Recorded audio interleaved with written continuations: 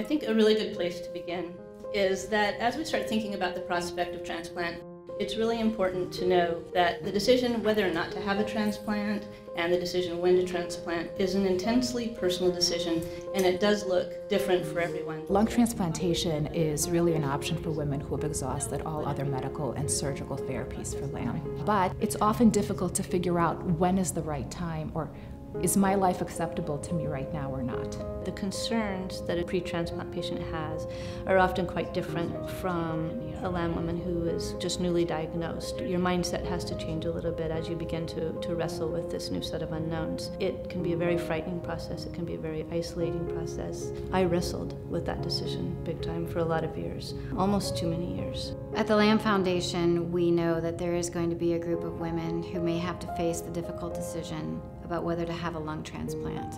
A group of patients within the foundation has worked together to say, we can help. We've been through it. We know what it's like to make the decision. We know what it's like to have the surgery. And we want to be a part of supporting other families that may be facing this decision. And that's why we've created the Transplant Circle of Hope to support them.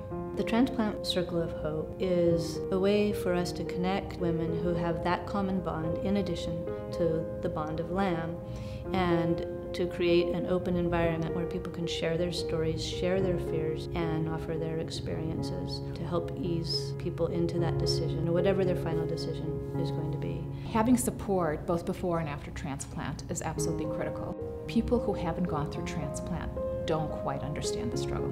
Knowing someone who's gone through it makes a big difference. Just knowing that you're not alone on this journey helps so much. What I'd like to talk about here is just the importance of the advancements of research, and we are the ones that can kind of move that forward. The role of tissue donation in transplant is huge because we as LAM women, we have really lousy lungs by the time we've moved to transplant, right? But as far as our researchers are concerned, our lung tissue is gold. I think a lot of women with LAM consider their lungs to be a part of their identity.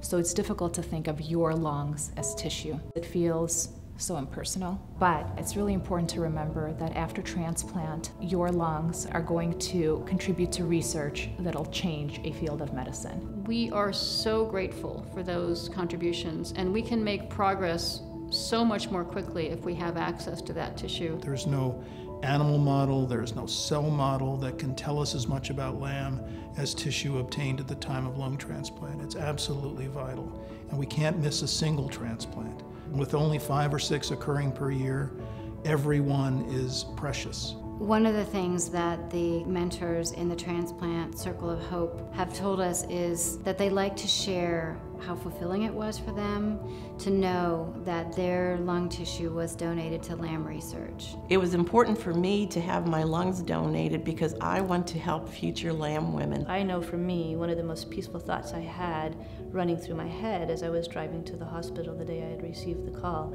is there were a whole lot of wheels already in motion to have that tissue harvested, procured, so that it could get to the researchers in the lab, and that this was one way that I could give back. By contacting the LAM Foundation, women with LAM can make plans to make sure that their explanted lung tissue can be used to advance our understanding of this disease.